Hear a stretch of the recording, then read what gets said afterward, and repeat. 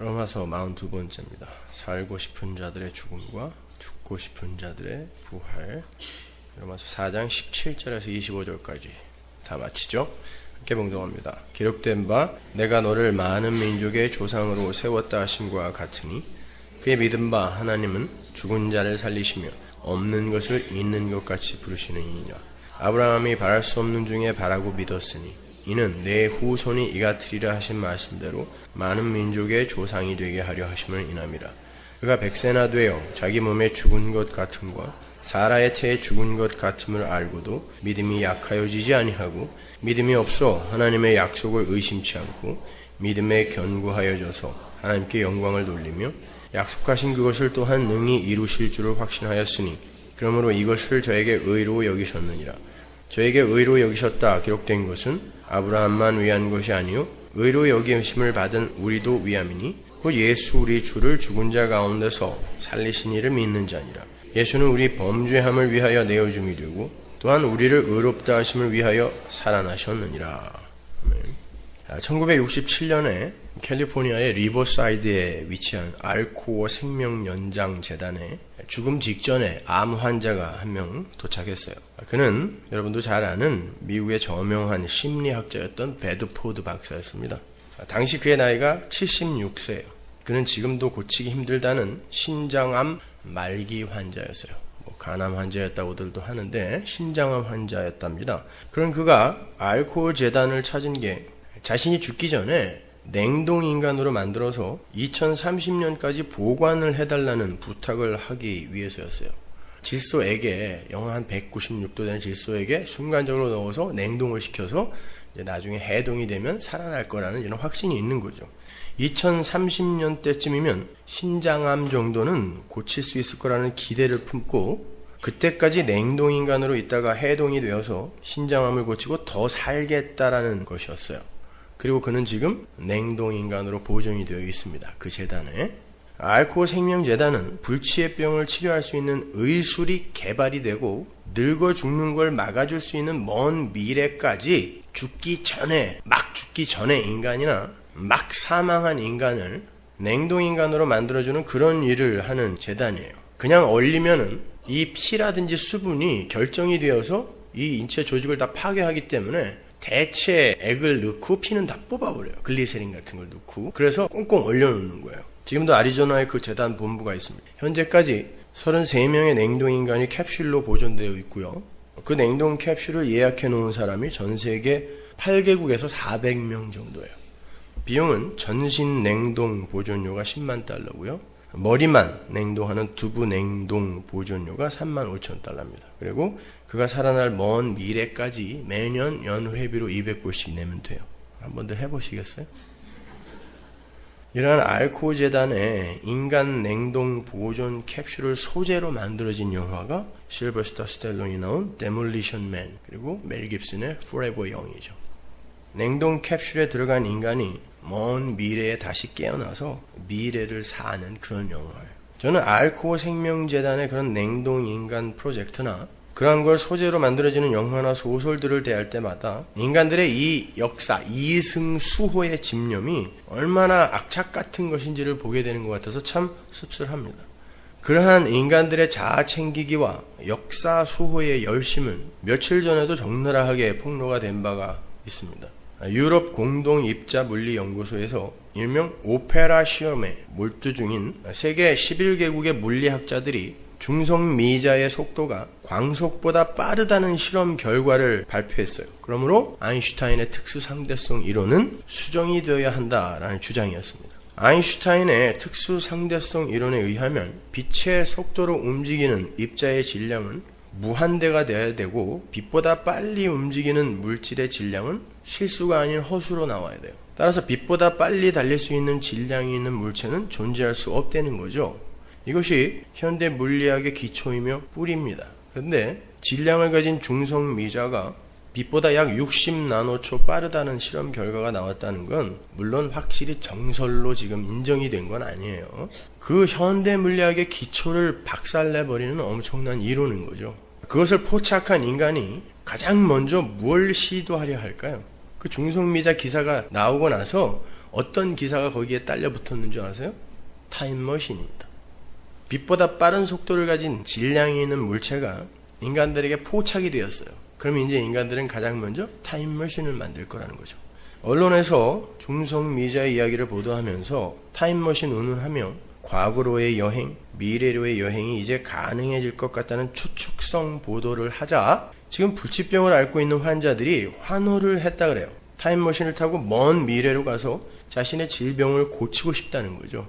아니면 과거로 돌아가서 그러한 질병을 유발시킨 원인이 된 것들을 모조리 차단해 버리겠다는 거예요. 담배도 끊고 술도 끊고 건강하게 운동하고 이렇게 인간들의 이승, 역사 수호의 신념과 자기 육신과 자아 챙기기의 열정은 참으로 대단합니다. 어떻게든 살겠다는 거죠. 살아야 된다는 거예요. 그리고 자신들이 그렇게 살아있는 자로 존재하는 데에 하나님의 능력까지도 방법으로 동원하겠다라는 게 인간들의 종교예요. 그래서 모든 종교가 인간들의 자존심을 챙겨주는데 열심을 부립니다. 불교는 부처를 버려야 부처가 된다라고 가르치죠. 그건 네가 부처를 믿는 게 아니라 네가 부처가 되는 거니까 너는 그만큼 훌륭하고 능력 있는 자야. 네가 신이야. 자존심을 부추겨주는 거예요. 무한 가능성을 부추겨주는 거죠.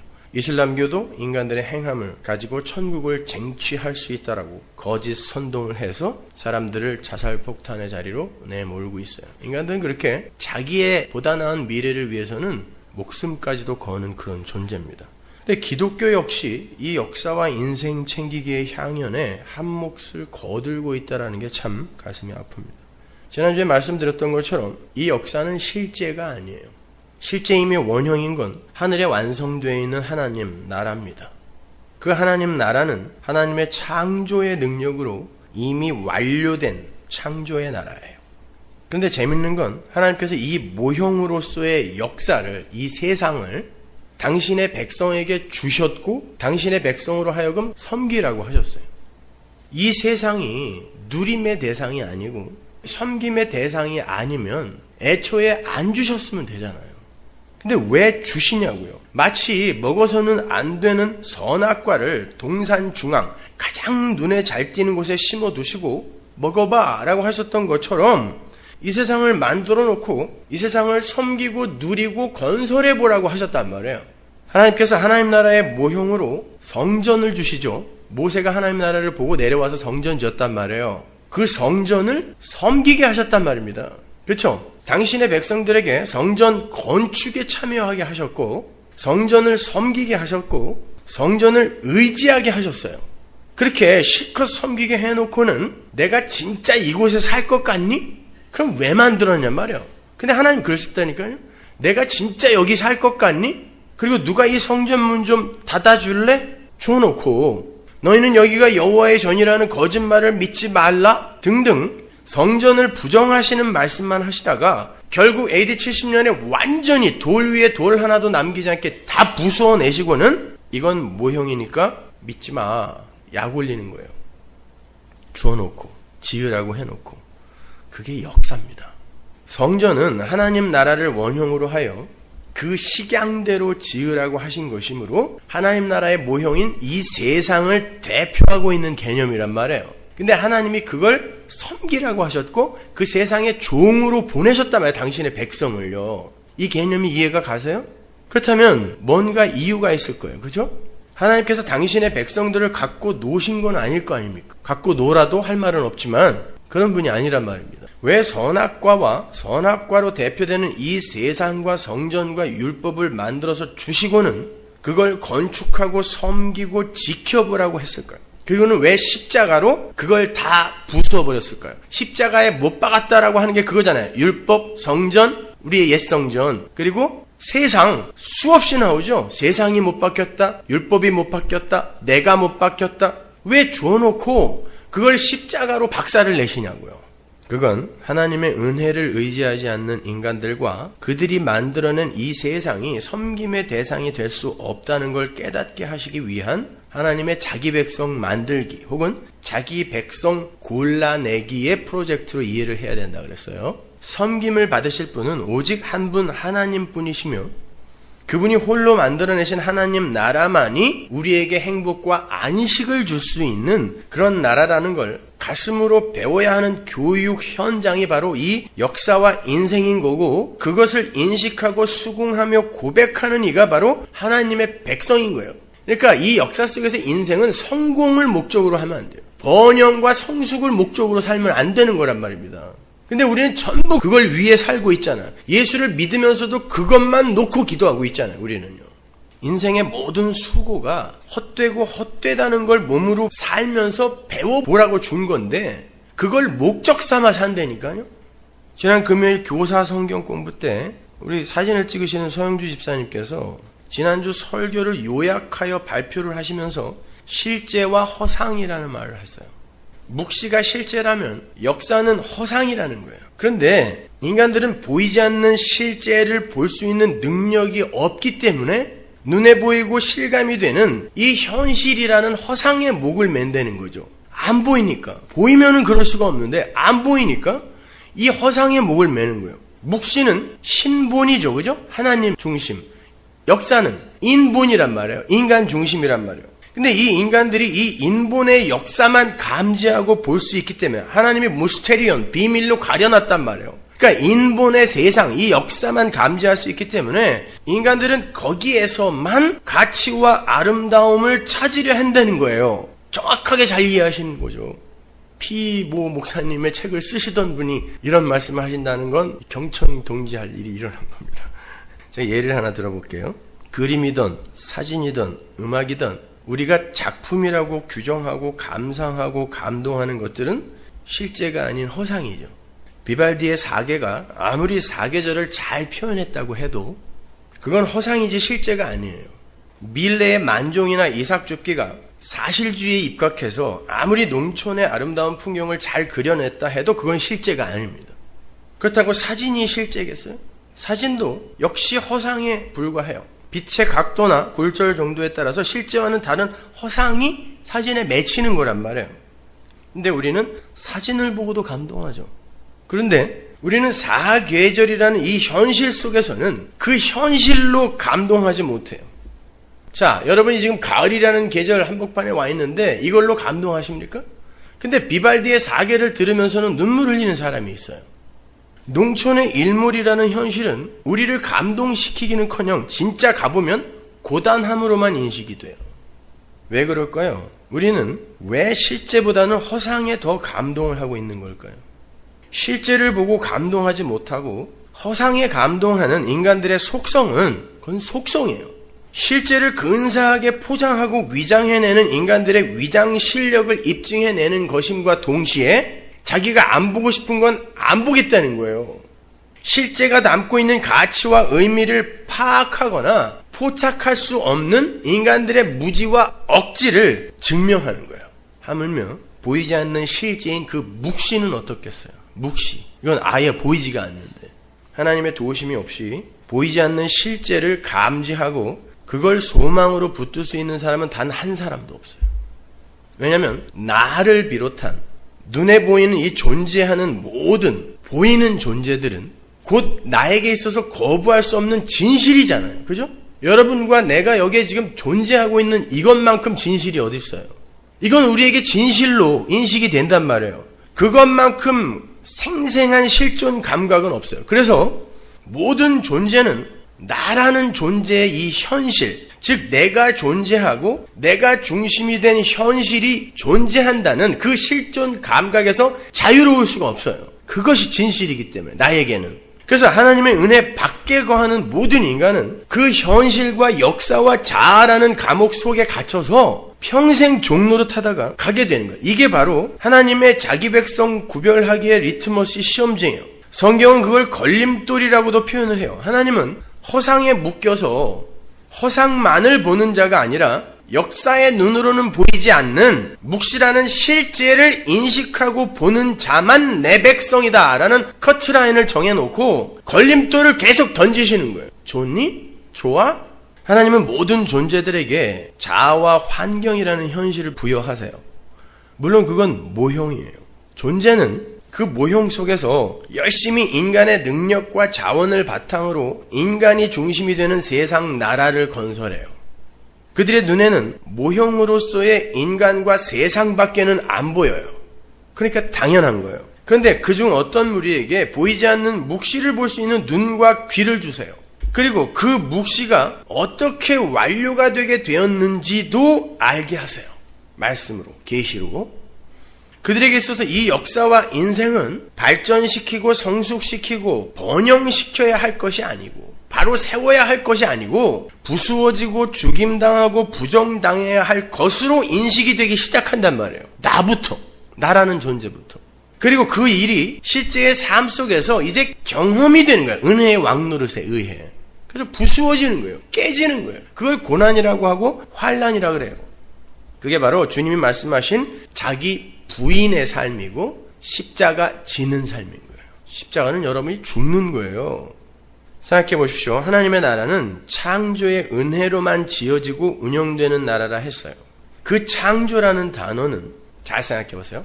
창조라는 단어는 아무것도 없음이라는 환경 속에서만 그 빛을 발휘하는 단어예요. 뭐가 요만큼이라도 있으면 그건 수정이고 보완이지 창조가 아니란 말이에요. 창조라는 단어 자체가 아무것도 없음이라는 환경을 전제하는 거예요. 하나님의 창조의 은혜가 발산되기 위해선 아무것도 없음이라는 처음 조건이 필연적으로 필요해요. 그 창조의 은혜가 천국에서 계속 부어지는 거거든요. 그 창조의 은혜는 피조된 자가 보고 느끼고 쌓아내어 얻어낼 수 있는 게 아니라 하나님 측에서 그냥 불가항력적으로 부으시는 피동적 간섭이라는 거죠. 그게 창조의 은혜이며 능력인 거예요. 그런데 그 하나님 나라 백성이 그래도 나 뭔가 조금 있어, 이런 뭔가 조금 있음의 그 자기 가능성과 자기 능력 증명의 삶을 살고 있을 때 하나님께서 어떻게 하겠어요? 넌 죽은 자야 라는 그들의 처음 자리를 확인시키는 방법으로 그들과 동행한단 말이에요. 성도는 이걸 이해하는 사람이에요. 그래야 창조의 하나님만 영광을 받으시지 않습니까? 사진을 한번 봐주세요. 의자가 쭉 있고요. 밑에 그림자가 있죠? 자, 안 보여요? 철제 의자가 3개가 놓여 있고 밑에 똑같은 그림자가 이렇게 비추고 있어요. 실제와 그림자, 허상입니다. 위에 있는 철제 의자가 실제고 아래에 있는 게 허상인 그림자예요. 위에 있는 철제 의자를 묵시라고 하고 아래의 그림자를 허상인 역사라고 할 때 인간들이 인식할 수 있는 건 아래의 그림자뿐이에요. 실제를 그 어떤 인간도 포착할 수 없어요. 소경의 인간들은 아래의 그림자인 이 인생과 역사만 인식할 수 있어요. 그런데 실제를 볼 수 없는 인간은요, 고작 자기들이 볼 수 있는 그림자를 이미지로 인식을 하고 그 만들어진 허상에 의미를 부여하는 거예요. 인간들은 정서적 동물입니다. 그래서 먼저 반응하고 그걸 해석을 해요. 그래서 웃는 여자는 다 이쁘다 그러는 거예요. 웃는 여자를 보고 화내는 사람 없어요. 웃는 여자를 보고 내가 웃죠? 그러면 내가 왜 웃었지를 즉시 해석하거든요. 그러면 얘는 어떻게 해석하냐면 이뻐서 라고 해석하는 거예요. 자주 웃으세요. 의미를 부여해요. 마치 실제인 의자에는 감동하지 못하고 그 의자가 만들어낸 그림자를 작품이라고 이름 붙이고 와 멋지다 하고 있는 인간들의 무지와 억지 같은 거예요. 그렇게 역사라는 허상의 시선이 모아지고 집중이 되면 정작 보아야 할 것들이 그 이미지의 틀 속에 갇혀버리는 거예요. 그래서 이거 못 보는 거예요. 그리고는 그 이미지화된 그림자에 열광을 하는 거고 성경은 그걸 세상이라고 그래요. 그런데 그림자인 이 인본의 세상은 지극히 인간적이고, 왜? 인본주의니까, 휴머니즘이니까 아주 지극히 인간적이고 따뜻하고 충실하고 성실하고 예의가 있고 옳아요. 그래야 하나님처럼 되어버린 위대한 인간들의 자존심이 서는 세상이 되기 때문에 그래요. 그게 신을 거부한 인간들의 시체 화장놀이, 자기 공백 메꾸기, 자기 결핍 채우기, 연극인 겁니다. 훌륭한 위장술인 거예요. 반면에 신본의 묵시를 보게 된 자들의 올바른 그 허상 인식에 의한 그 허상 깨기와 허상 부수기는 하나님이 여러분을 그렇게 끌고 가세요. 이게 자기 부인이에요. 세상 부인, 역사 부인, 자기 부인 다 같은 말이에요. 그 삶은 인본의 세상에 사는 사람들이 볼 때 인간적이지 못하고, 왜? 신본이기 때문에 저급하고 방관자적이며 냉소적이며 소극적이 될 수 있어요. 왜? 인간의 세상이 허상이라는 걸 알았기 때문에 굉장히 냉소적이고 소극적으로 보인다니까요. 마땅한 보편적 인간들의 가치와 행위를 가치 없음과 부실과 허망함으로 인식해내게 되는 그들의 삶 속에서 나오는 게 오죽하겠어요. 그래서 이 역사가 객관적으로 그들을 판단할 때 불성실함, 더러움, 여전히 추악함, 게으름 이렇게 판단할 수 있어요. 역사가 여러분을 볼 때에. 심지어 허상은 거짓 것을 실제로 느끼게 하는 힘까지 있어요. 거짓 것을 실제로 느끼게 하는 힘이 있어요. 이게 마귀의 힘이라는 거예요. 그런데 눈에 보이지 않은 그 실제는 그걸 비밀로 감추고 있는 거예요. 힘을 무스테리온으로 감추고 있어요. 그러니까 성도들이 이게 환장하는 거예요. 그래서 하나님 백성 이외의 모든 존재들은 이 역사에만 열광하고 집중하는 거예요.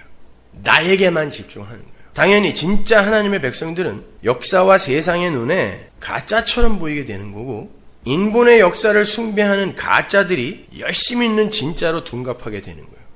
그래서 가짜들 중에 의인이 많고 잘난 이들도 많은 거고 착한 이들이 많은 거예요. 진짜 세상이 존경하는 그런 위인들은 기독교 밖에 다 있잖아요. 열심히 노력해서 자기의 결핍과 공백을 메워내야 하는 수고하고 무거운 짐을 그들은 여전히 지고 있기 때문이에요. 근데 어떡하죠? 성도는 착하고 성실한 사람이 아니라 예수를 믿는 사람이 성도예요.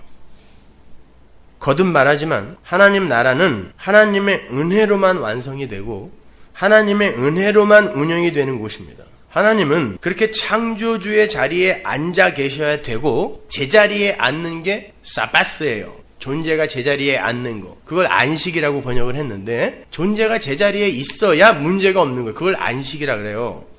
그렇게 하나님은 창조주의 자리에 앉아 계셔야 하고 피조물은 그 창조주의 은혜와 생명력과 복을 받아 그분의 사랑과 능력을 찬송하며 사는 곳이 하나님 나라예요. 그런데 하나님의 창조의 은혜, 창조의 능력은 무엇을 전제로 부어진다? 창조의 은혜니까. 없음, 더스트, 먼지 위에만 부어지는 거예요.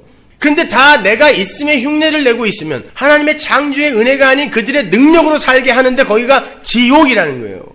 그 상태, 그렇게 존재가 제자리에 앉아서 자기의 처음 자리를 올바로 확인하고 열심히 그 관계가 요구하는 일을 하는 걸 의라고 한다 그랬죠. 그게 의의 나라란 말입니다. 그래서 그곳은 각 개체의 개체성이 차압을 당하는 나라가 되는 거예요. 각 존재의 개체성이 차압을 당하게 돼 있어요. 각 개체가 개체성을 소유한 채 각자의 능력과 성숙의 정도에 따라 정의도 되고 인정도 되고 판단도 되는 그런 곳이 아닌 거예요. 왜? 없음 위에 하나님의 창조의 은혜가 부어져서 운영되는 나라이기 때문에 개체성이 인정이 안 된단 말이에요. 거기는요. 모든 게 하나님의 은혜로 시작되고 완성되는 곳이기 때문에 각 개체의 능력과 자격과 업적이 조건이 되어서 그것으로 순위가 매겨지면 안 돼요. 그러면 각자가 무언가 가지고 있는 게 있다는 것이 되기 때문에 이해가 가세요? 그래서 성경이 하나님 나라 백성을 한 몸이라고 하는 거예요. 한 몸. 하나님께서 아브라함의 하나님 나라 백성을 상징하는 하늘의 백성, 아브라함의 후손을 하늘의 별처럼 바다의 모래처럼 많이 주겠다라고 하고 그 후손을 후손들이라고 하지 않고 후손이라고 단수로 쓰는 게 바로 한몸 사상의 힌트였던 거예요. 우리는 한몸이라니까요. 그런데 하나님 나라 가서 눈깔만 상받고 손가락만 상받고 이런 일이 어떻게 일어나냐고. 한 몸인데.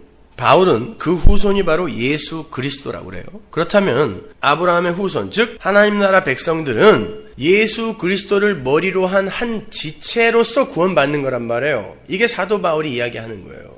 너희는 지체다. 그래서 성도는 머리이신 예수님에 의해서 장악당하여 움직이는 것이지 자기의 개별적 자아의 개체성을 챙겨서 다른 이들과 성숙과 변화의 경쟁을 하는 이들이 아니란 말이에요. 그건 역사 속 모형 인간들이 하는 짓이에요. 성경은 그걸 죄라 그런다니까요.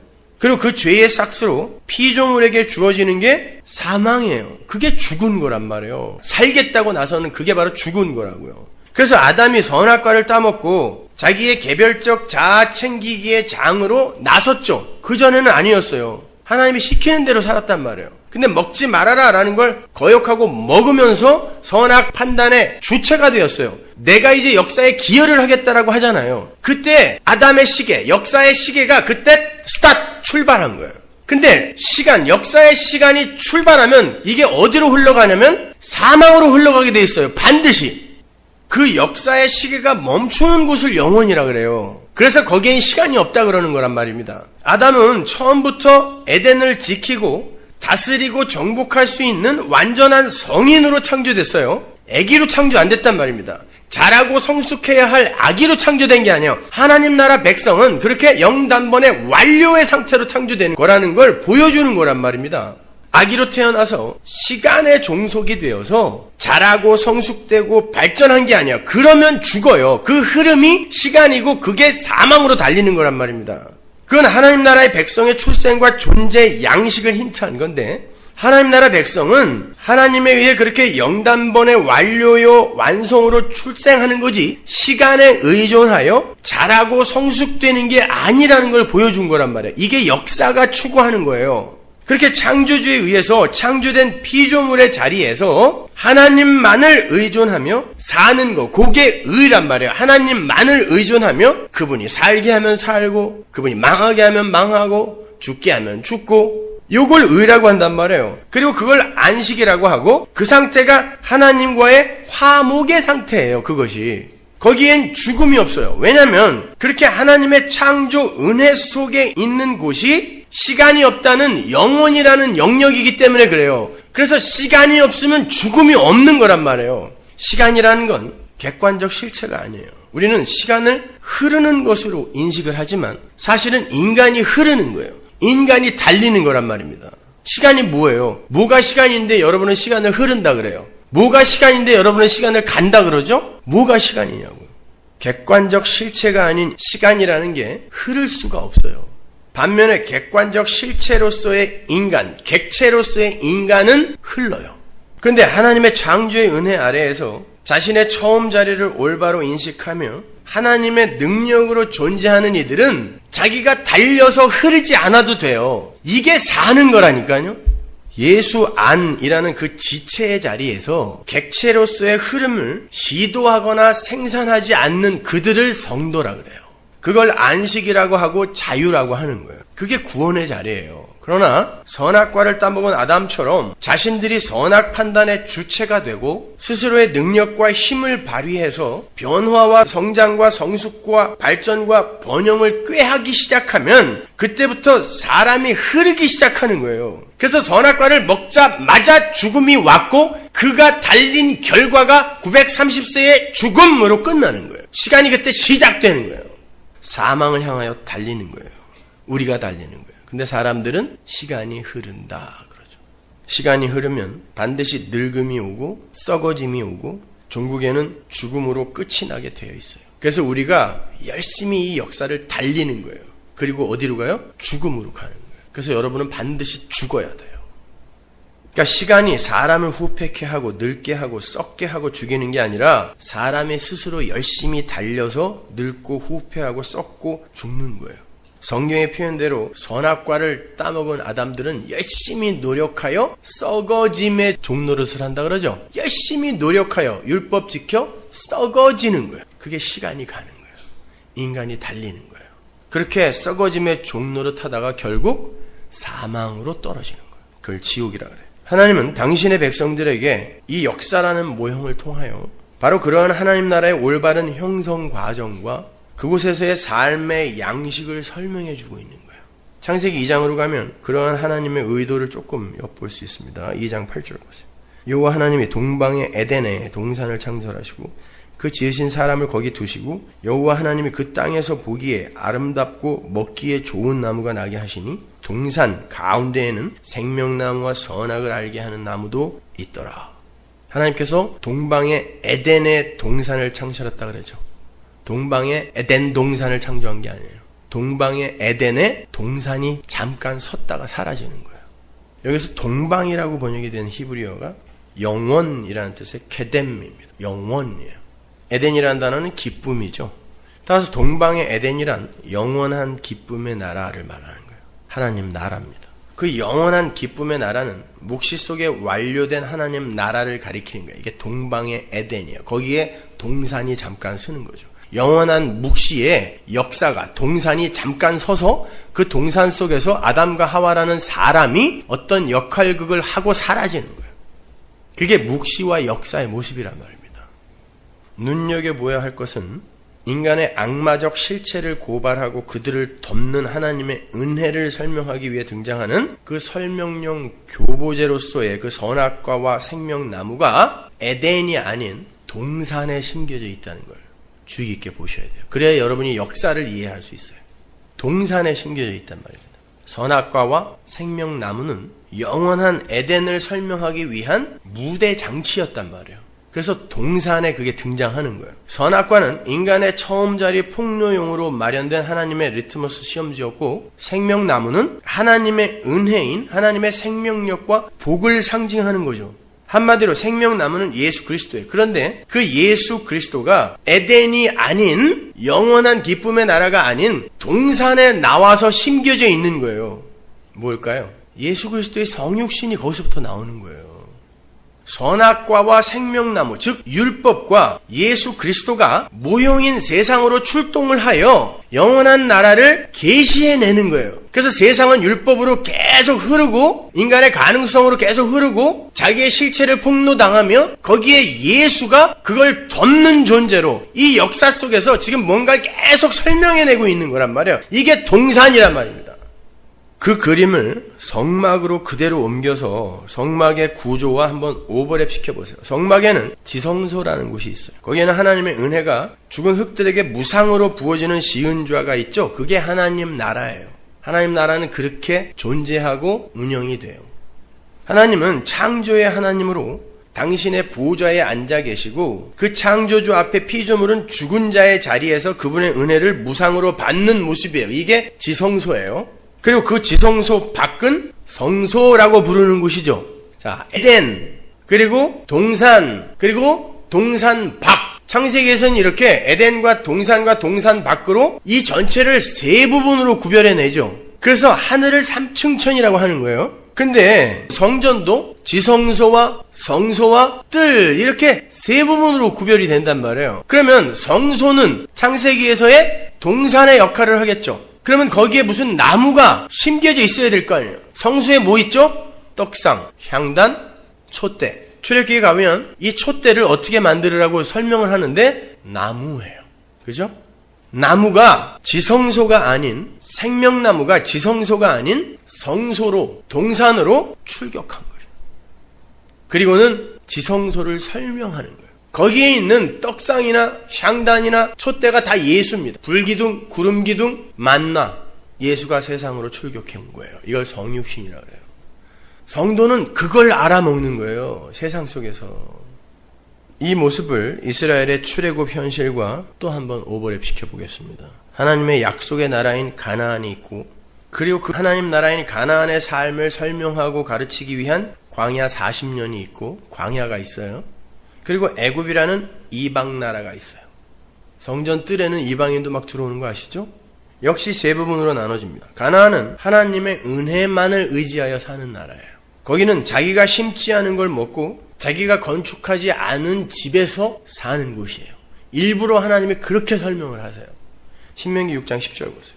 내 하나님 여호와께서 내 열조 아브라함과 이삭과 야곱을 향하여 네게 주리라 맹세하신 땅으로 너로 들어가게 하시고 네가 건축하지 아니한 크고 아름다운 성읍을 얻게 하시며 네가 채우지 아니한 아름다운 물건이 가득한 집을 얻게 하시며 네가 파지 아니한 우물을 얻게 하시며 네가 심지 아니한 포도원과 감람나무를 얻게 하사 너로 배불리 먹게 하실 때에 너는 조심하여 너를 애굽 땅 종되었던 집에서 인도하여 내신 여호와를 잊지 말고 내 하나님 여호와를 경외하며 섬기며 그 이름으로 맹세할 것이니라. 너희는 다른 신들 곧 네 사면에 있는 백성의 신들을 쫓지 말아라. 그죠? 가나안 나라, 가나안 땅, 약속의 나라가 어떤 나라다?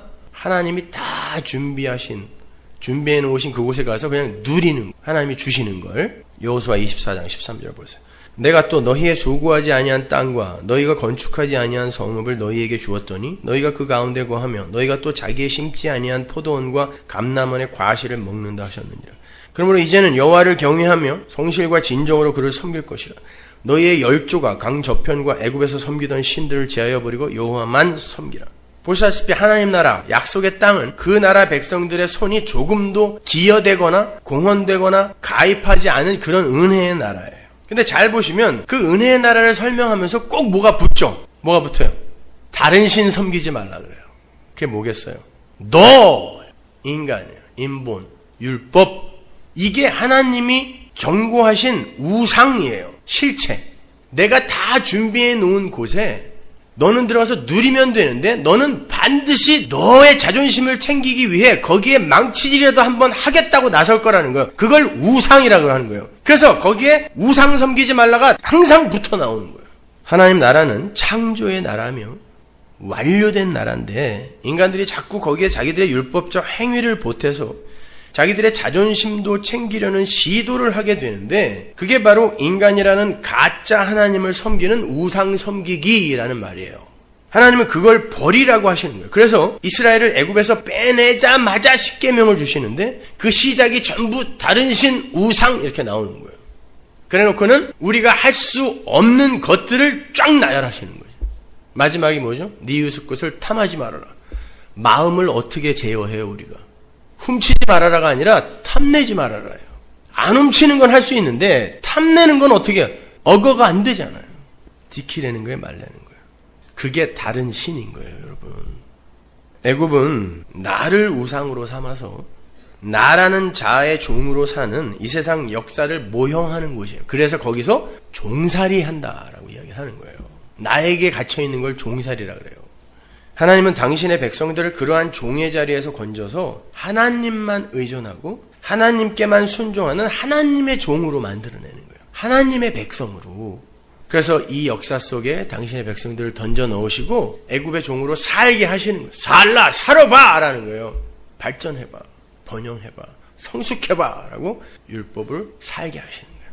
세상을 살게 하시는 거예요.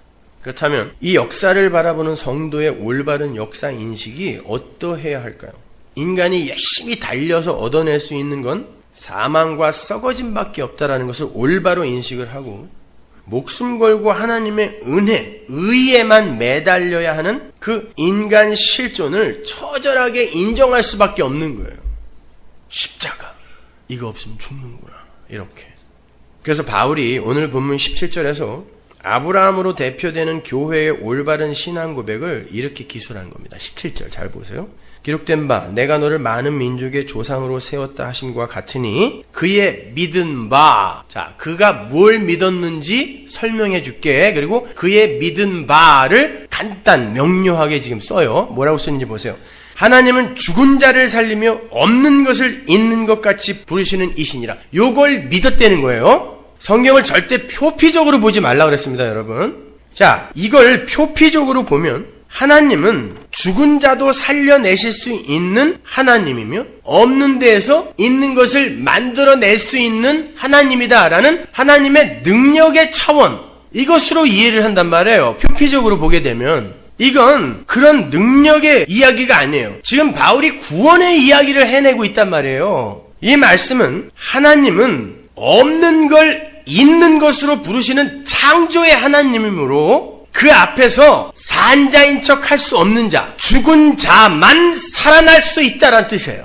하나님은 그런 능력이 있는 자니까 열심히 노력해가 아니라 구원이 무엇인지, 하나님 나라가 무엇인지를 설명하는 내용이란 말이에요, 이거는요. 그래서 4장 마지막 2절이 예수의 죽으심과 부활로 맺어지는 거예요. 24절 보세요. 의로 여기심을 받을 우리도 위함이니 곧 예수 우리 주를 죽은 자 가운데서 살리신 이를 믿는 자니라. 예수는 우리 범죄함을 위하여 내어줌이 되고 또한 우리를 의롭다 하심을 위하여 살아나셨느니라. 24절 보시면 우리의 믿음의 내용이 예수 우리 주를 죽은 자 가운데서 살리신 하나님을 믿는 거라고 그래요. 그리고는 예수의 십자가 죽음과 부활로 이 단락을 맺고 있어요.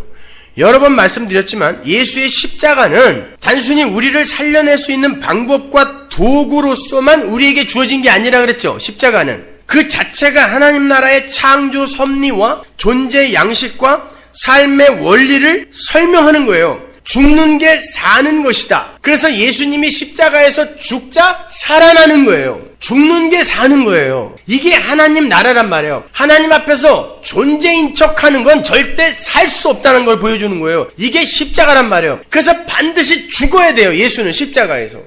예수가 우리를 대표한 분이기 때문에 십자가에서 여러분이 그렇게 죽지 않으면 여러분은 산자가 안 된다는 걸 보여주는 거예요. 단순히 여러분의 죄를 용서한 게 아니란 말이에요. 살아났다니까요. 예수님의 십자가 죽음과 부활은 하나님 앞에 죽은 자로 드려져야 비로소 산 자가 되는 하나님 나라 백성의 출생의 비밀과 존재 양식에 관한 하나의 모형이었어요. 그것이 빌립보서 2장 8절에 자기를 낮추시고 십자가에 죽기까지 복종하신 예수님의 모습이었단 말입니다. 이게 구원이에요. 죄사함, 구속 이러니까 자꾸 그냥 수사반장 이런 걸 생각하고 그냥 그걸 무상으로 용서해주는 이 정도에서 머물러 있는 것 같아요. 죄사함은 창조의 이야기를 하는 거예요. 어떻게 너희들이 창조가 됐는지를 내가 설명해 줄게의 죄가 교보제로 등장한 거예요. 하나님 나라에 무슨 죄가 있어요, 여러분. 그건 여러분에게 뭔가를 이해시키기 위해서 잠깐 등장한 거란 말입니다. 모형인 역사 속에 인생으로 오신 예수님이 이 역사와 인생을 모두 죽은 것으로 이렇게 폭로하고 선언해버린 게 십자가예요. 요한복음 16장 11절 보세요. 심판에 대하여라 함은 이 세상 임금이 심판을 받았음이니라. 세상 임금은 세상의 대표입니다. 근데 십자가로 그가 심판을 받았대요. 그 세상 임금이 심판을 받았다는 건 온 세상이 죽은 자로 지금 심판을 받았다는 거예요. 십자가에 의해서. 갈라디아서 6장 14절 보세요. 그러나 내게는 우리 주 예수 그리스도의 십자가 외에 결코 자랑할 것이 없으니 그리스도로 말미암아 세상이 나를 대하여 십자가에 못 박히고 내가 또한 세상을 대하여 그러하니라. 이게 무슨 말이냐면 정확히 번역하면 십자가를 사이에 두고 세상과 성도가 역사와 묵시가 서로 니네 죽은 거야 이렇게 손가락질하고 있다는 뜻이에요. 정확히 번역하면요. 역사는 우리 보고 죽었어 그러고 우리는 역사 보고 죽었어 라고 하고 있는 거예요. 이 갈라디아서 6장 14절이에요. 그런데 바로 위에서 봤더니 십자가가 세상 임금을 심판해버렸나요? 그럼 누가 허상이고 누가 실제라는 거예요? 묵시가 실제고 세상이 허상이란 뜻이에요. 이건 죽은 거란 말이에요. 여기는요. 열심히 살려고 달리는 이게 죽은 거예요. 그래서 모든 존재의 끝이 다 죽음이에요. 거북이가 아무리 오래 살아도 죽어요. 학이 아무리 오래 살아도 죽어요. 왜? 역사는 죽는 거예요. 흐르는 건 죽는 거예요. 성경을 보면 십자가가 세상을 못 박았다라고도 하고 율법을 못 박았다라고도 하고 우리 육신을 못 박았다라고도 하죠. 그러니까 세상과 우리 육신과 율법은 같은 내용이에요. 그러면 죽어야 할 게 뭐라는 거예요? 세상이요, 율법이요, 인본주의입니다. 우리의 육신인 거죠. 이건 죽어야 될 거예요. 따라서 성도는 제일 먼저 난 죽은 자가 맞구나. 이 세상은 이렇게 열심히 번영하고 산 것처럼 보이지만 이게 죽은 거구나를 성도는 제일 먼저 인식을 해야 되는 거예요. 그게 자기의 처음 자리 인식이란 말입니다. 여기는 혼돈과 공허였었잖아요. 이게 처음 자리라니까요. 그래야 창조의 능력, 빛이 있으라 했을 때 하나님의 것이 창조되는 거란 말입니다. 그리고 그 죽은 자에게 은혜로 부어지게 되는 하나님의 생명력, 창조의 능력을 꼭 붙드는 자가 돼야 되는 거예요. 하나님은 반드시 당신의 백성을 그리로 몰고 가세요. 이 역사 속에서 십자가에 못 박아버리세요. 그래서 예수를 올바로 믿으면 남들에게 존경을 받고 본받고 싶은 사람이 되고 자타가 공인하는 선한 사람이 되는 게 아니라 오히려 남들은 잘도 감추고 있는 실수가 폭로되고 자신의 실체가 공개되며 부끄럽고 수치스러운 일을 당하도록 놔두시는 거예요. 죽으라고. 그 어떤 상황 속에서도 자신의 잘남을 자랑하지 못하도록 만들어버리는 거예요. 뿐만 아니라 자기 자신이 이 역사 속에서 성취해내어서 그토록 자랑스럽게 여기던 모든 전리품들을 다 배설물로 여기게 만드세요. 쓰레기통에 쳐넣어버리신단 말이에요. 그러니 안팎으로 자랑할 게 없는 자로 만들어버리는 거예요. 그게 바로 하나님 앞에서의 죽은 자여야 하는 성도의 역사 속 죽음이에요. 그래서 예수님께서 살고자 하는 죽고 죽고자 하는 자가 산다라고 이야기하신 것입니다. 빌립보서 3장 7절 보세요. 그러나 무엇이든지 내게 유익하던 것을 내가 그리스도를 위하여 다 해로 여길 뿐더러 또한 모든 것을 해로 여김은 내 주 그리스도 예수를 아는 지식이 가장 고상함을 인함이라. 내가 그를 위하여 모든 것을 잃어버리고 배설물로 여기면 자기에게 유익된 걸 모든 걸 다 잃어버렸대요. 그게 뭐예요? 죽음이에요. 역사 속 죽음. 그게 내가 의지하고 의존했던 모든 게 다 나에게 해가 되는 것이라는 게 판명이 됐어요. 이게 뭐예요? 죽음이에요. 배설물로 여기면 그리스도를 얻고 죽었더니 그리스도가 얻어졌어요. 나에게. 그 안에서 발견되려 함이 내가 가진 의는 율법에서 난 것이 아니요 오직 그리스도를 믿음으로 말미암은 것이니 곧 믿음으로 하나님께로서 난 의라. 내가 그리스도와 그 부활의 권능과 그 고난의 참회함을 알려하여 그의 죽으심을 본받아 우리가 필연적으로 가야 할 길이라는 거예요. 뭐가? 예수의 십자가 죽음이. 그래야 사는 거니까. 어찌하든지 죽은 자 가운데서 부활에 이르려 하노니. 부활은 반드시 죽음을 전제하는 거예요. 사도 바울이 지금 자기가 받은 하나님의 의에 대해 이야기를 해요. 하나님께서 그에게 당신의 의를 선물해 주시면서 자각해 한 게 예수 그리스도를 아는 지식 이외에 모든 게 다 배설물이고 심지어 해라는 걸 알게 하셨단 말이에요. 이게 역사 속 죽음이라고 그랬어요. 근데 그렇게 죽고 나니까 의지할 거라고는 예수님의 의밖에 없는 거예요. 그동안 내가 의지했던 착하게 살기, 역사 바로 세우기, 세상에 기여하기 이게 다 배설물이 돼버리니까 그럼 나는 뭘로 인간됨을 챙겨야 돼? 어떻게 살아야 돼?가 되는 거죠. 그때 하나님이 예수의 의를 선뜻 내미시는 거죠. 그 사람만 그거 붙들 수 있는 거란 말입니다. 여러분 사도 바울이 배설물 여긴 게 뭐 남의 것 탐내고 도둑질하고 이 세상에서 욕심 부리고 이게 아니었어요. 우리는 대부분 그걸 사도 바울이 버렸다고 생각해요. 그 위에 보세요. 사도 바울이 뭐 버렸는지, 뭘 배설물로 버렸는지 한번 보세요. 빌립보서 3장 3절. 그러나 나도 육체를 시일려야 할 만하니 만일 누구든지 다른 이가 육체를 시일려야 할 것이 있는 줄로 생각하면 나는 더욱 그러하리니 내가 8일 만에 할례를 받고 이스라엘의 족속이요 베냐민의 지파요 히브리인 중에 히브리인이요 율법으로는 바리새인이요 열심으로는 교회를 핍박하고 율법의 의로는 흠이 없는 자로다. 나 진짜 열심히 깨끗하게 살았다 그런 거예요. 지금요. 누가 뭐라 그래도 나는 흠 없이 살았어. 그래놓고 바로 밑에서 근데 이게 배설물이래 하나님이. 근데 내가 봐도 배설물이야. 왜? 하나님이 요구하는 수준에 절대 미치지 못하는 거니까. 그래서 나는 뭘만 의지하기로 했다? 예수의 십자가만 의지하기로 했다. 이게 바울의 이야기란 말입니다. 오히려 그렇게 열심히 산 게 나에게 내 구원의 여정에 해가 됐다 그래요. 율법 지킴이 내 구원의 여정에 해가 됐다 그러는 거예요. 그래서 배설물이라고도 해도 충분한데 이걸 해라고 굳이 이야기를 하는 거예요. 사도 바울이. 너를 살리는 게 아니라 널 죽이는 거라고. 바울은 예수님을 올바로 만난 후에 그 모든 역사의 짐을 하나하나 내려놓기 시작한 거예요. 근데 그동안 내 생명으로 여기고 있던 그것들이 하나하나 배설물로 드러날 때 바울이 어떻게 그 현실을 인식하겠어요? 역사 속 내가 죽는 거예요. 그래서 내가 날마다 죽는다 그런 거예요. 고린도전서 15장 31절 보세요. 형제들아 내가 그리스도 예수 우리 주 안에서 가진 바 너희에게 대한 나의 자랑을 두고 단언하노니 나는 날마다 죽노라. 나 너희에게 자랑할 거 하나 있는데 나 날마다 죽고 있다 그래요. 그게 뭔 자랑이에요. 근데 성도는 그걸 자랑으로 여겨요. 세상이 그를 볼 때 어떻게 보겠냐고요. 저 옛날에 굉장히 괜찮게 살았는데 착하게 잘 살았는데 왜 점점 저렇게 맹해지냐? 그럴 거 아니겠어요? 날마다 죽으니. 근데 사도가 그걸 자랑했다니까요.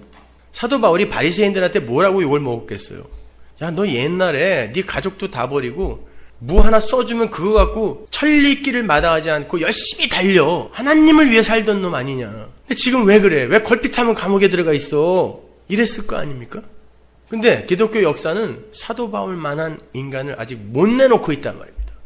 사도 바울이 내가 매일 죽는다라고 한 건 자기의 의지를 발동해서 하고 싶은 걸 꾹 참고 해야 할 걸 이를 악물고 참아내는 그런 종류의 죽음이 아니었어요. 나는 죄인 중에 괴수가 맞구나 라고 고백을 하게 하시는 하나님의 열심에 의한 죽음이었단 말이에요. 그게 성도에게는 진짜 죽음으로 자각이 돼요. 바울이 그렇게 자신의 처음 자리를 확인하게 되자 무엇을 알게 되었다고 그래요? 고린도전서 15장이 무슨 장이에요? 그 유명한 부활장이잖아요.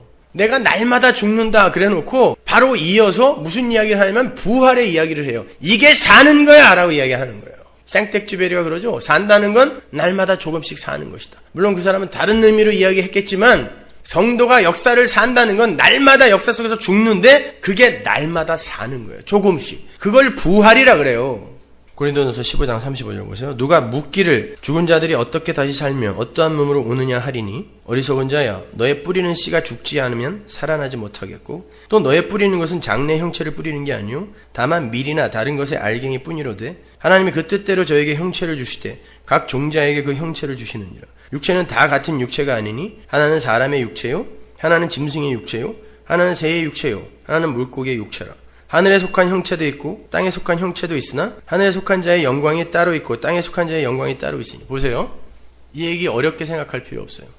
하늘을 살 부활의 몸이 따로 있고 이 역사 속에서 교훈용으로 우리가 살아야 할 임시로 잠깐 살아야 할 육신의 몸이 따로 있다는 거예요. 새의 몸이 따로 있고 물고기의 몸이 따로 있고 짐승의 몸이 따로 있는 것처럼 그렇게 따로 있는 거예요. 그런데 이 역사 속에서의 육신의 몸은 어떤 용도로 주어졌냐면 밀처럼 심겨져 죽는 역할로 주어진 거예요. 봉사하라 희생해라라는 이야기가 아니에요. 제발 거기서 멈추지 말란 말이에요. 하나의 미랄이 되어서 죽으라면 꼭 봉사하라 희생하라 아프리카 가자 여기서 멈춘다니까요. 그게 뭐가 죽는 거예요. 더 사는 거지. 남들이 다 존경해 주는데 바울이 날마다 죽는다는 그 죽음을 이야기하는 거란 말이에요. 여기서는요. 그게 미랄이 죽는 거예요.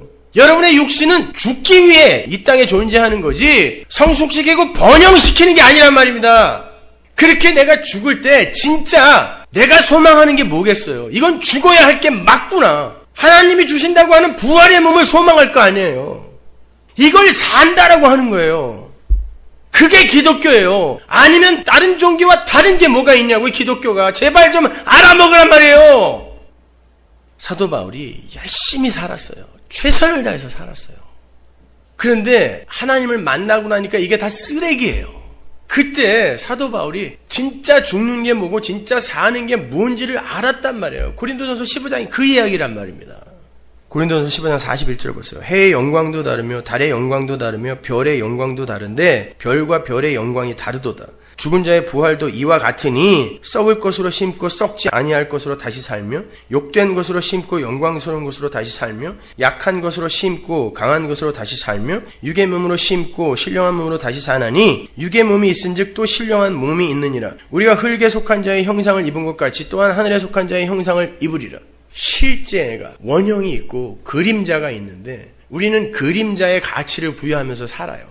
그런데 이거를 열심히 살찌웠더니 나중에 하나님이 뭘 알게 해주시냐면 이게 바로 썩은 거고 욕된 거고 약한 거고 흙에 속한 거고 육의 몸이다 그래요. 그럼 뭐예요? 역사는 뭘 증명하는 거예요? 이거는 썩어야 되고 죽어야 될 거구나를 아는 거예요. 그리고는 새로운 것을 썩지 아니할 거 새로운 거 그걸 소망하는 거예요. 그때 하나님이 창조의 능력을 쏟아붓는 거란 말입니다.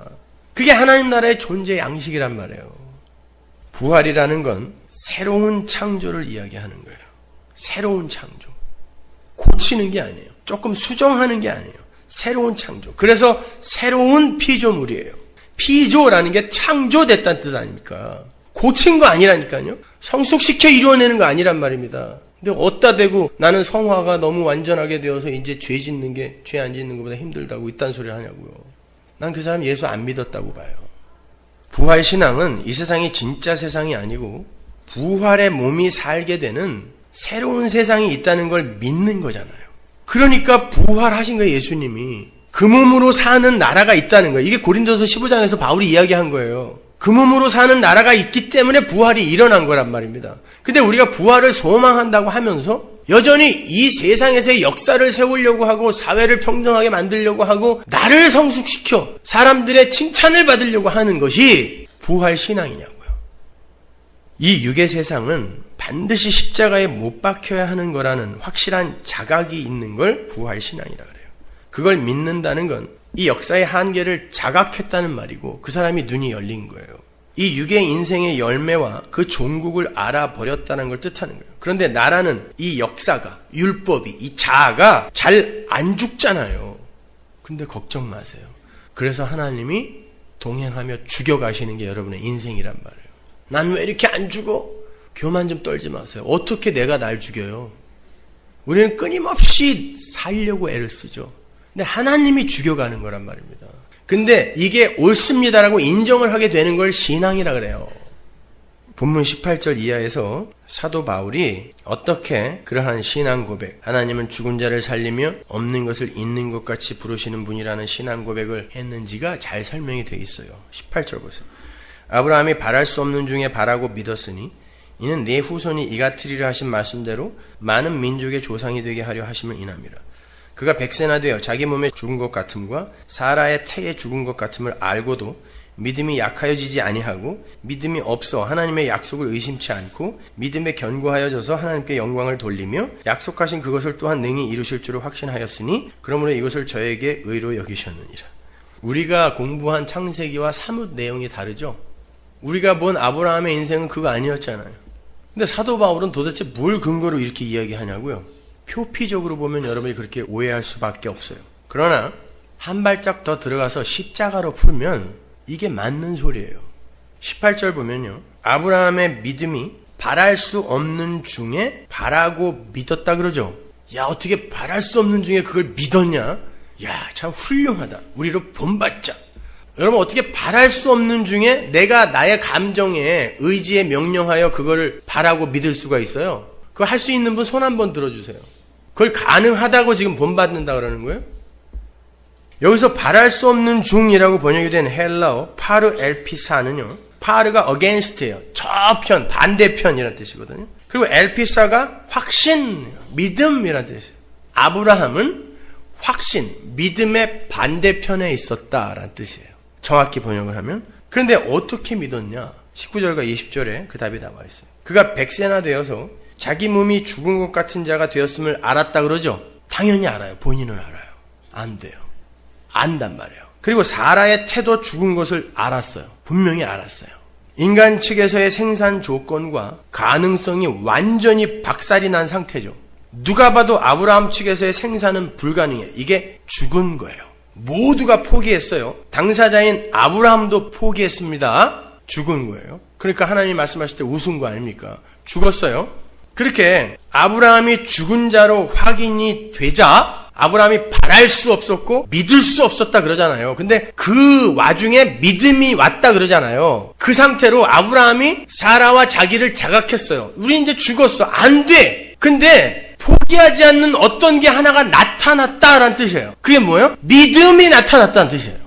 다 포기했는데 믿음이라는 게 나타나서 이 믿음이라는 게 홀로 약해지지 않고 하나님의 약속을 믿게 만들더라는 거예요. 믿음이 19절 보세요. 믿음이 약하여지지 않았다. 다 약해져 있었어요. 아브라함도 난 안 돼. 사라도 난 안 돼. 다 약해져 있었는데 여기서 믿음이 주어란 말이에요. 아브라함의 믿음이 아니라 믿음이 주어예요. 믿음 홀로 약해지지 않고 거기서 생산해내더라 라는 거예요. 그러니까 여기서의 믿음은 하나님의 열심을 이야기하는 거예요. 하나님의 믿음을 이야기하는 거란 말입니다. 이 세상 모든 자들이 다 죽은 자로 이제 폭로가 되어서 다 포기했어요. 안 돼. 혼돈과 공허예요. 근데 믿음이 홀로 약해지지 않고 믿음이 없을 때는 하나님이 의심할 수밖에 없는데 믿음이 아브라함에게 의심치 않게 하고 이 믿음이 홀로 견고하게 서서 아브라함으로 하여금 믿게 하더라라는 게 오늘 본문의 이야기란 말이에요. 어때요 여러분? 예수를 중심으로 성경을 푸는 것과 우리 인간 중심으로 성경을 푸는 것은 완전히 천국과 지옥의 차이가 나는 거예요. 근데 우리는 설렁설렁 대충 다 넘어간다니까요. 인간의 길을 세워주는 방향으로. 믿음은 아브라함과 별개로 활동을 하면서 아브라함 안에서 일을 해요. 아브라함이 사유한 게 아니에요. 그래서 하나님이 변화산 밑에서도 믿음 없는 자들아 그런 거예요. 믿음이 없어요. 그 사람들한테는요. 사유된 믿음은 없어요. 하나님이 허락하는 믿음이 있단 말입니다. 그 믿음이 그들을 끌고 가는 거지 사유해서 귀신 쫓아내고 지가 능력으로 쓰는 게 믿음이 아니란 말이에요. 그렇게 믿음이라는 건 아브라함과 별개로 활동하면서 아브라함 안에서 일을 해요. 그래서 그것을 밖에서 볼 때는 아브라함의 것처럼 보이지만 아브라함의 것은 아니란 말이에요. 아브라함이 믿음의 반대편에 서 있을 때 홀로 독야청청 일을 해서 아브라함에게 약속을 의지하게 만들어버리는, 어떻게? 죽여버리는 거예요. 왜 약속을 안 믿고 네 몸의 능력과 에너지와 힘을 의지하느냐? 그게 믿음이 하는 일이란 말이에요. 본문 20절에서도 똑같은 이야기를 하죠. 만일 그 믿음이 없었다면 아브라함은 하나님의 약속을 의심할 수밖에 없었을 거라는 거예요. 그런데 그 믿음이 일을 하니까 아브라함이 그 믿음 안에서, in faith예요. 여기서 믿음 안에서 견고해지더라는 거예요. 믿음이 견고하게 만들어버리는 거예요, 아브라함을. 그러니까 아브라함이 자랑할 게 하나도 없는 거예요. 보세요. 여기 아브라함의 이야기에서도 아브라함은 죽은 자로 폭로가 돼요. 그런데 그 죽은 자 위를 하나님의 믿음이 덮어내는 거예요. 그게 오늘 본문의 이야기란 말이에요. 그리고는 아브라함에게 믿었다, 확신했다라고 하나님이 면류관을 씌워주시는 거예요. 믿음이 다 하고서는. 아브라함은 그렇게 죽음으로 부활을 경험한 거예요. 그게 모리아산에서 알기 쉬운 그림으로 그려졌던 거고요. 아브라함은 언약 성취의 과정에서 자신의 무용함을 깨닫게 되죠. 아무리 도우려고 해도 이게 도움이 아니라 자기는 자꾸 하나님을 방해만 하는 거예요. 그러니까 에이, 죽이려면 죽이자. 얘 죽이면 하나님이 어떻게 살려내시든지 다른 애를 주시든지 알아서 하시겠지 하고 자기의 무력함을 인정하는 게 심장에 칼 꽂는 거예요. 그랬더니 그 일로 인해 아브라함이 죽었더니 후손이 살죠, 이삭이. 근데 그 후손은, 약속의 후손인 이삭은 누구의 모형? 예수가 사는 거예요. 그래서 내가 죽으면 내 안에 사는 예수가 살게 되는 거예요. 내가 예수의 지체로 연합이 돼서 살게 되는 이게 역사와 이 묵시의 관계이며 그 내용이란 말이에요. 이것만 잘 이해하시면 여러분 어디 가서 무슨 얘기를 들어도, 절에 가서 스님의 설법을 들어도 은혜 받을 수 있어요. 그 어떤 것에서도 흔들리지 않을 수 있다니까요. 이렇게 성도의 부활은 죽음을 전제로 일어나게 되는 거예요. 여러분은 부활을 믿으세요? 예수의 부활이 여러분의 부활임을 믿으십니까? 그러면 이 역사 속에서 여러분이 반드시 겪어내야 할 게 뭐라고요? 십자가예요. 누명, 모함, 배신, 욕먹음, 살해당함. 이게 다 여러분 거란 말입니다.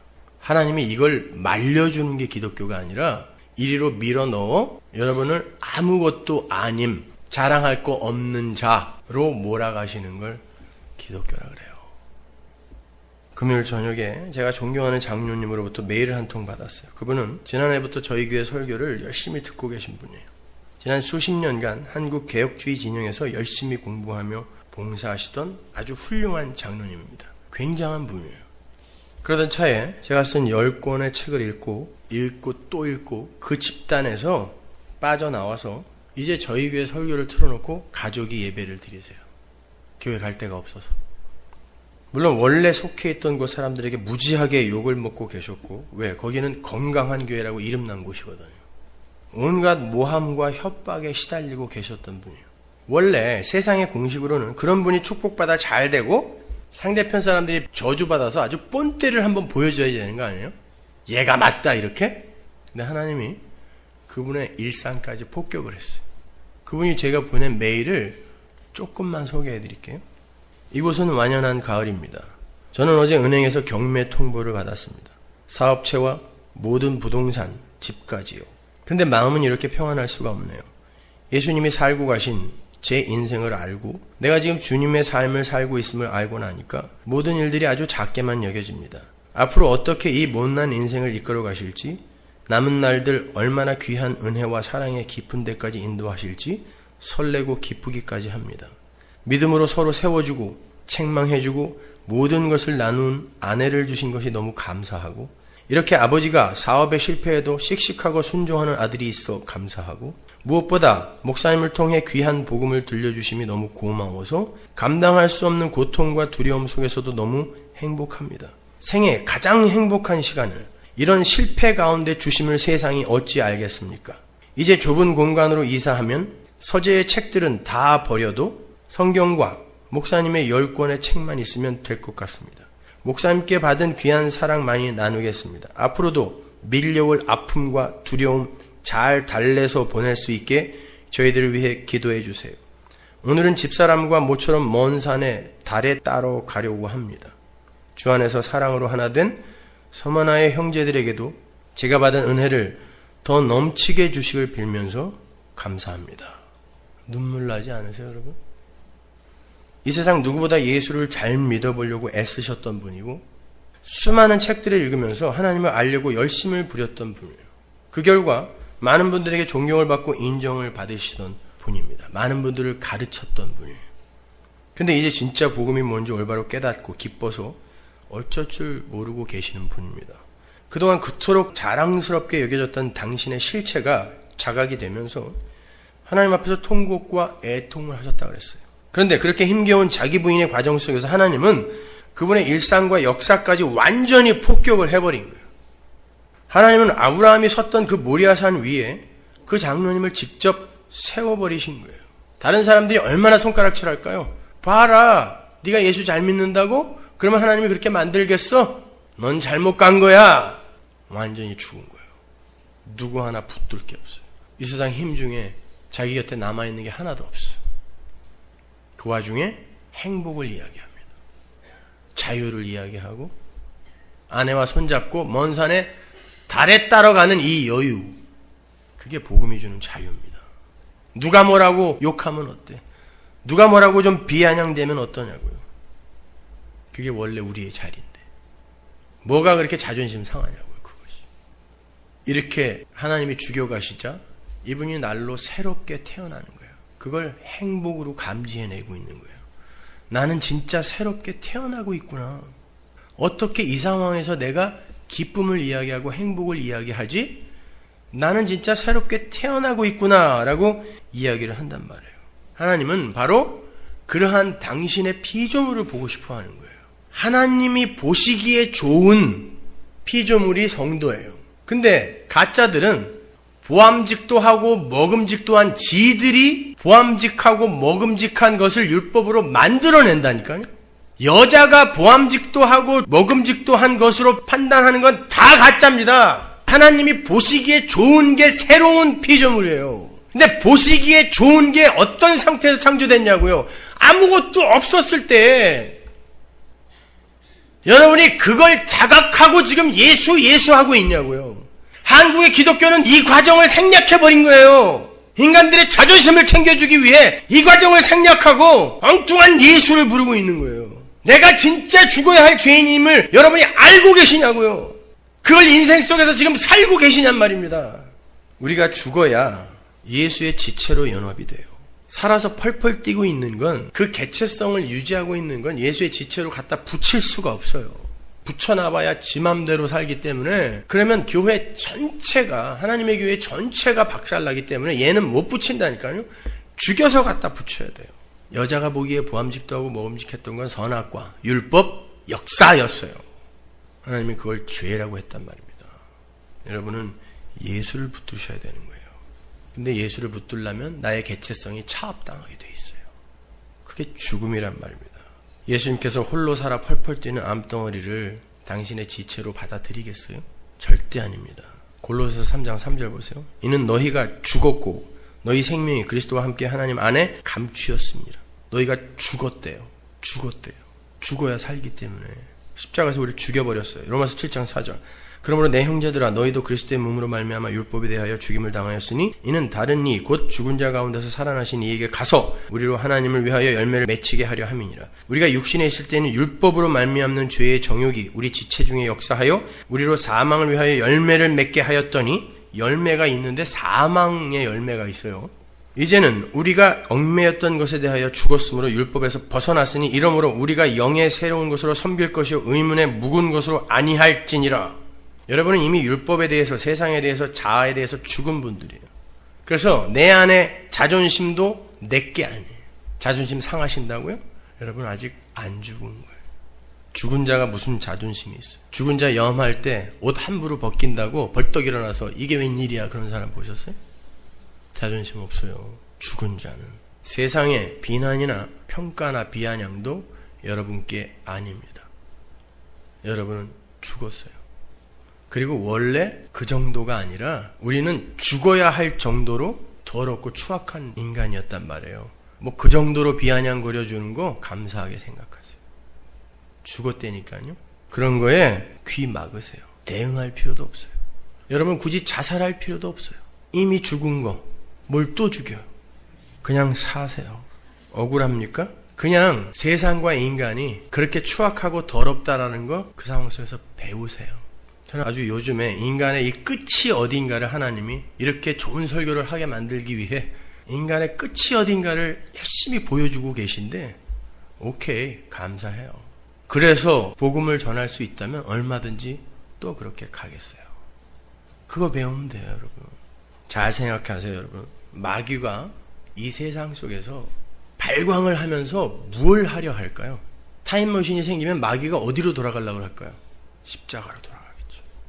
절대 예수님 거기서 못 죽게 만들 거예요. 그러면 예수님이 십자가에서 마귀의 무장을 해제시켰다고 하는데, 마귀를 이겼다고 하는데, 십자가에서 부순 게 뭐예요? 예수님이 율법과 세상과 나잖아요. 그걸 십자가에 못 박았다며요. 그럼 마귀가 역사 속에서 뭘 다시 건설하려고 할까요? 율법과 세상과 인간의 가치를 다시 세우려고 하겠죠. 이게 마귀의 일이란 말이에요. 근데 교회가 보세요. 항상 이리로 돌아가요. 개혁이 일어났는데 또 그리로 돌아가고, 개혁이 일어났는데 또 그리로 돌아가고, 항상 예수가 십자가에서 죽인 걸 건설해내는 것이죠. 고린도전서 2장 2절 보세요. 내가 너희 중에서 예수 그리스도와 그의 십자가에 못 박히신 것 외에는 아무것도 알지 아니하기로 작정하였습니다. 왜? 갈라디아서 2장 18절. 만일 내가 헐었던 걸 다시 세우면, 예수님이 헐어버린 걸 다시 세우는 게 마귀예요. 이 세상이란 말이에요. 그러면 내가 그걸 전한다면 나는 죄 짓는 거다 그러는 거예요, 지금 사도 바울이요. 근데 오늘날 이게 건강한 거고 건전한 교회라고 이야기하잖아요. 예수가 헐은 걸 다시 세우고 있는 게 잘하는 거라고 하잖아요, 지금요. 역사 바로 세우고 사회에 참여하고 착한 사람 되어서 인간의 자존심 챙기자, 이거 아닙니까? 아니, 하세요. 열심히 하세요. 수요일날 월드비전에서 와서 뭐 자매결연 맺자고 왔는데 합시다. 그렇게 불쌍한 아이들 단돈 1불이 없어서 1초에 뭐 수십 명이 죽어간다는데 우리만 배 터지게 이렇게 먹으면 되겠어요? 다이어트 걱정하면서? 우리도 돕자니까요. 도우면서 그걸 내 자랑으로 챙겨가지 말란 말이에요. 도우면서 열심히 살아서 예수 믿으란 말이에요. 아무것도 안 하고 예수 믿지 말고 열심히 살아서 실패하고 절망하며 예수 믿으란 말이에요. 언제 우리가 아무것도 하지 말자 그랬습니까? 하자니까요. 최선을 다하세요. 그런 고귀한 일을 하면서도